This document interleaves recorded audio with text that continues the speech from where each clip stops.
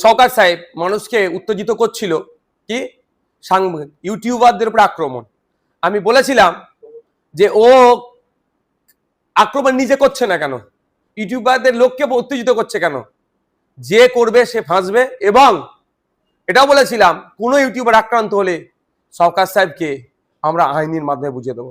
আর আজকেও বলছি, শওকত সাহেব ভাবছে তার দল একটু পাম দিচ্ছে, অনর্থক কথা বলবেন, যে কথা বললে এলাকায় বিশৃঙ্খলা হবে, সম্প্রীতি, এলাকার শান্তি বিঘ্ন ঘটবে, বারবার বলে যাবেন, আমরা চুপ থাকবো। হিউম্যান রাইটস কমিশন যাকে নটোরিয়াস ক্রিমিনাল বলেছে তাদেরকে এগিয়ে দিচ্ছে।